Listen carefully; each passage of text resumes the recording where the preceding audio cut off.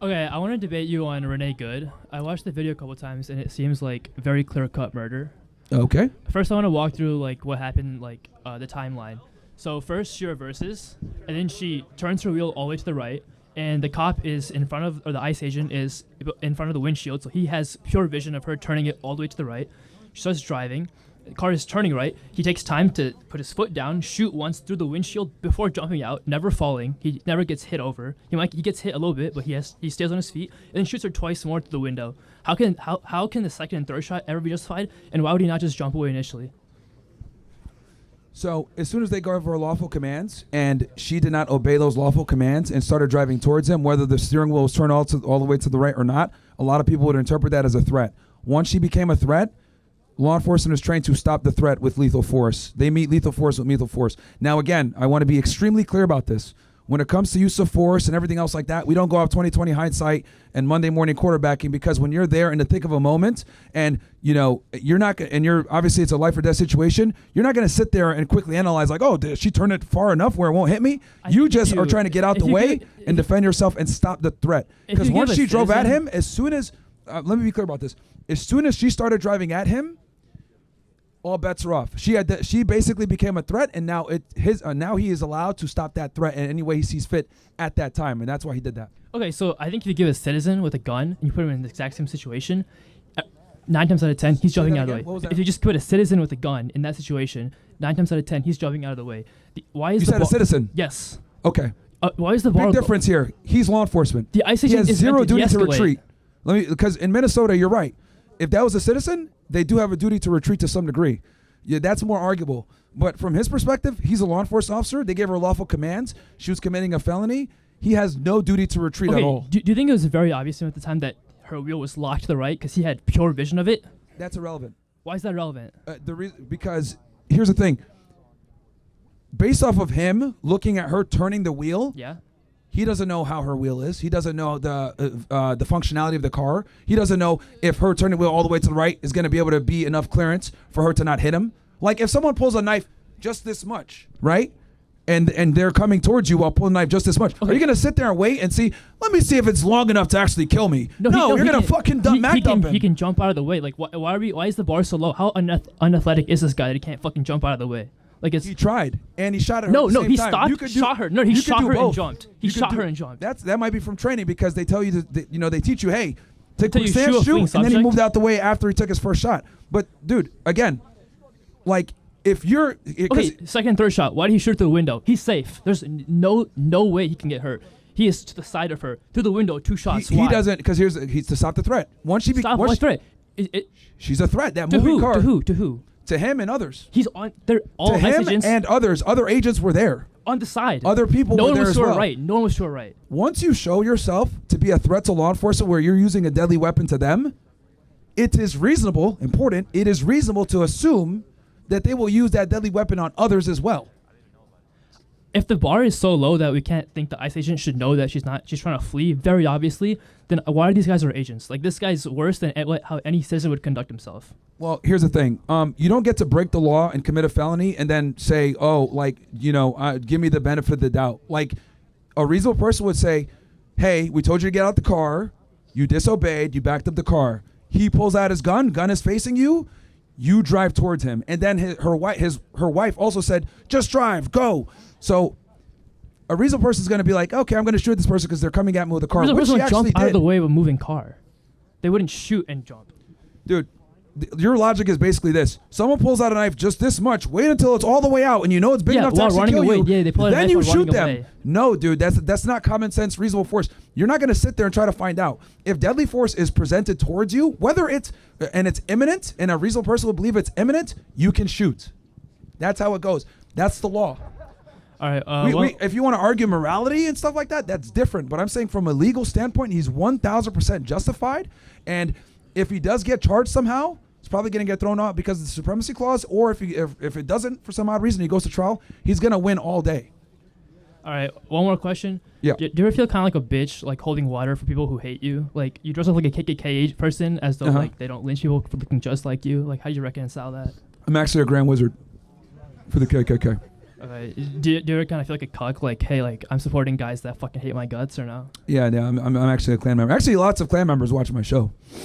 They fuck with me, yeah. A lot of white nationalists watch the show and support. But do you kind of actually, you know what's kind of funny? You know what's kind of funny? I get more love from white nationalists and white supremacists than I do from blacks. Isn't that interesting?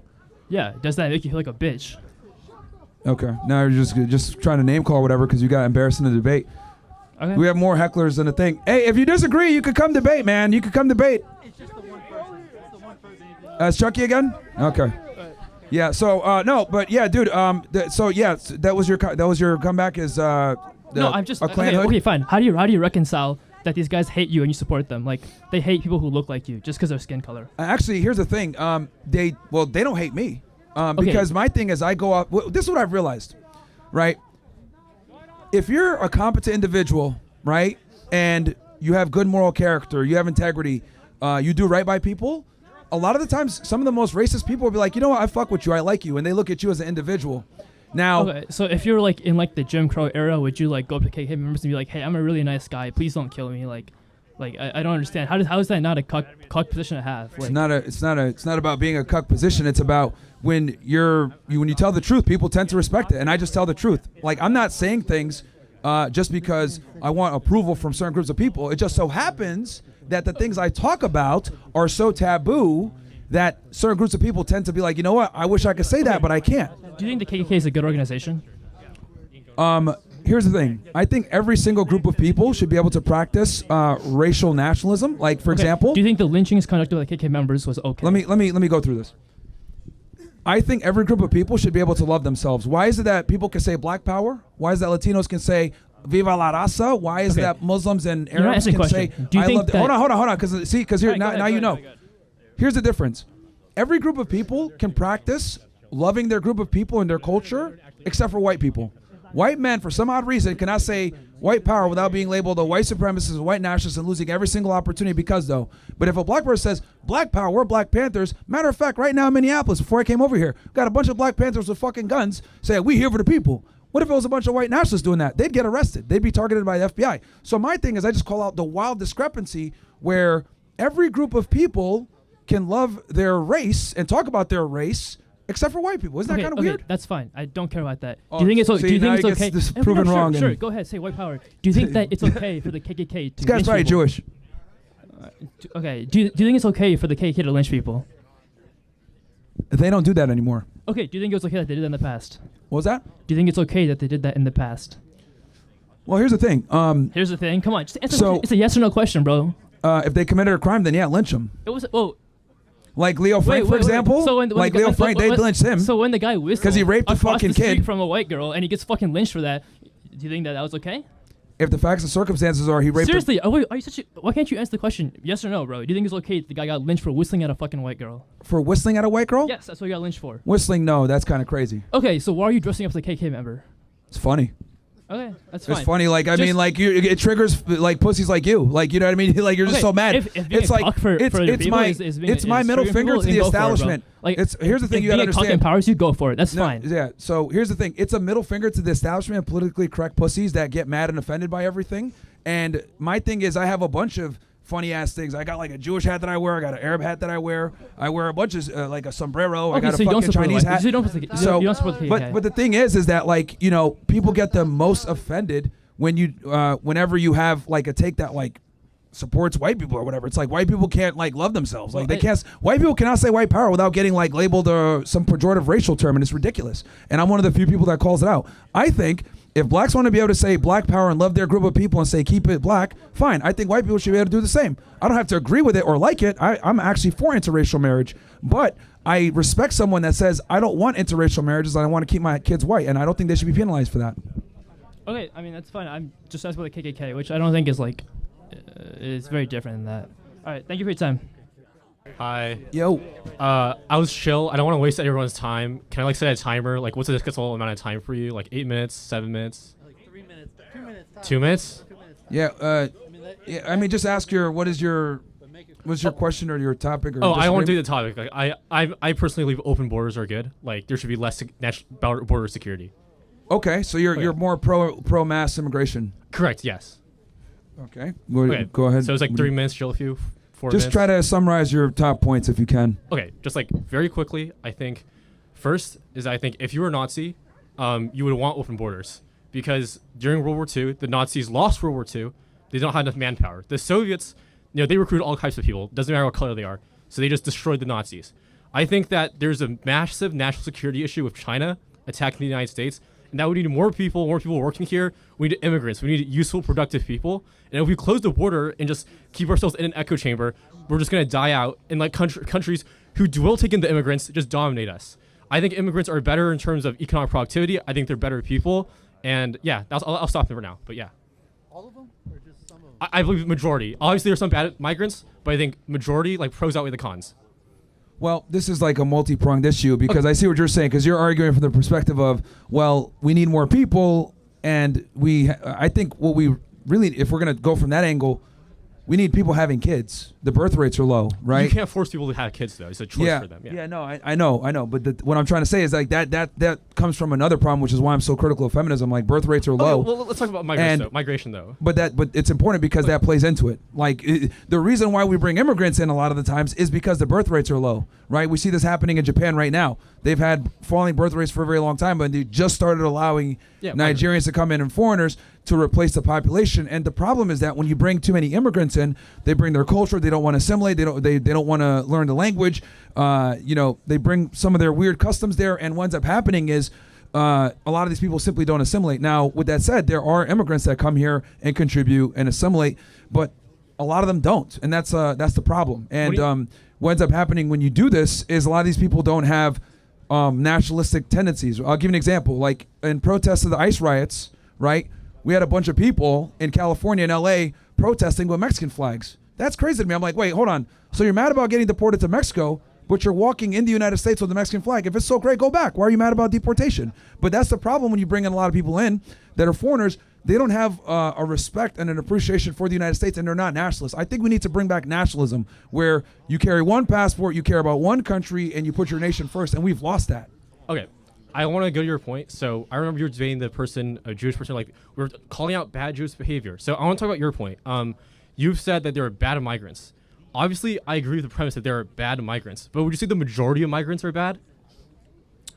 Majority of migrants are not assimilating? Here's the thing.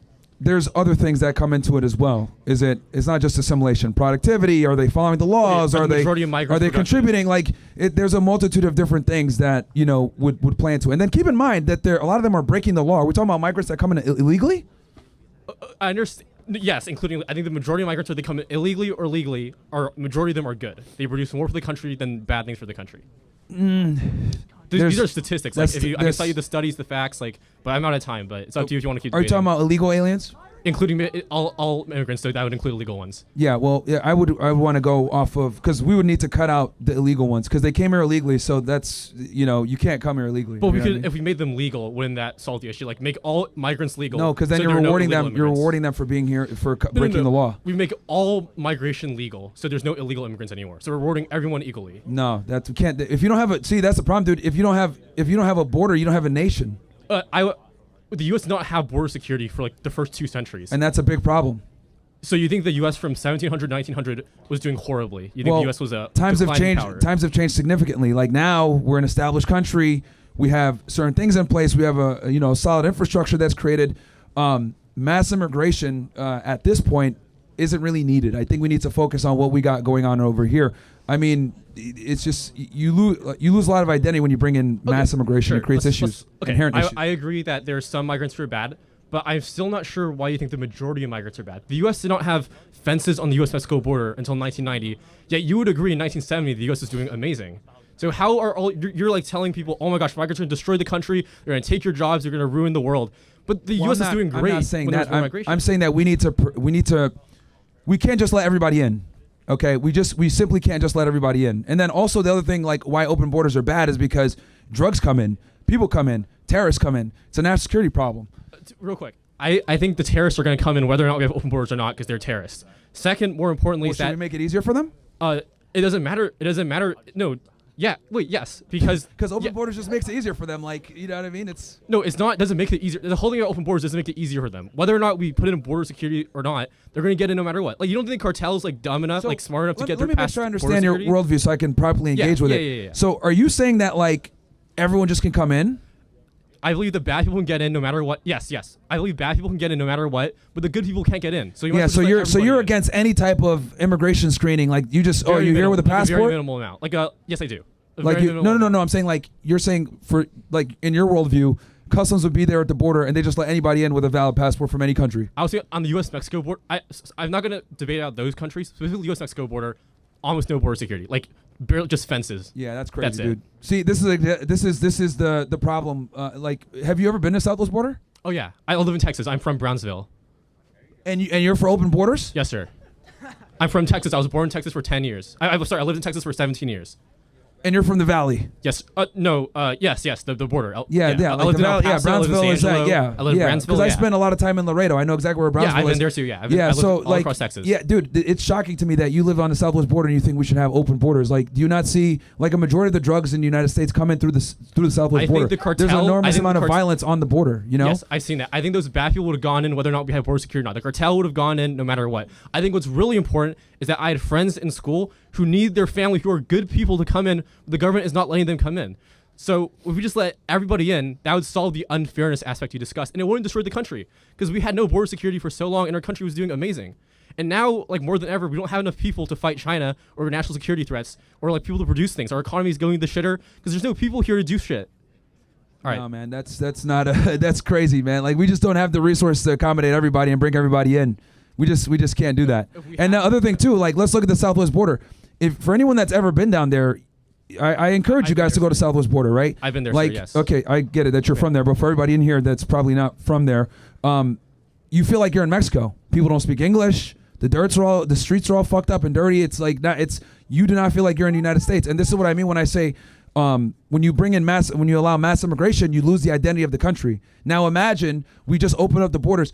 The entire United States is going to feel like Mexico basically Mexico because it's a close border or wherever people are from. Like I am not a fan of turning the United States into these third world countries of where people came from because that's what happens. They bring their culture over, they bring their customs over, and that's just not that ruins the American identity. Okay. They want to come here for a reason, so why do we want to let all of them come in and ruin what we got? Okay. Last thing, and then I'm gonna leave. Thank you for talking with me. Yeah.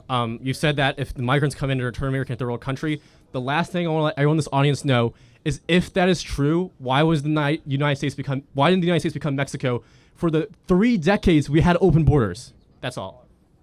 Well, that's created a lot of the issues that we have now because like there's long-term consequences. So like look right now, the shooting of Renee Good, right? I'll give you an example. The shooting with Renee Good. We haven't enforced immigration in so long that progressives think it's okay to obstruct ICE officers from doing their jobs. Like in other words, a lot of progressives look at as illegal aliens as like not really illegal. They call them migrants, right? But according to the INA, they are illegal aliens, but they don't want to label them that because it's been so long since we've enforced immigration. So what we're dealing with now is the consequences of open borders and less border security. And this is why we have the issues that we have now. Now ICE officers are actually enforcing immigration for the first time in decades. And everyone's like, oh my God, what's going on here? Not knowing that it was illegal to come here in the first place. If you don't have laws, you don't have a country. You don't have borders, you don't have a country. You don't have a nation. So now we're cleaning up and it's creating a lot of issues for us. We had open borders for 3 centuries. I just don't know how you can think this. The country's changed. We don't use muskets anymore either. So it's like, you know what I mean? Like things change, dude. Like.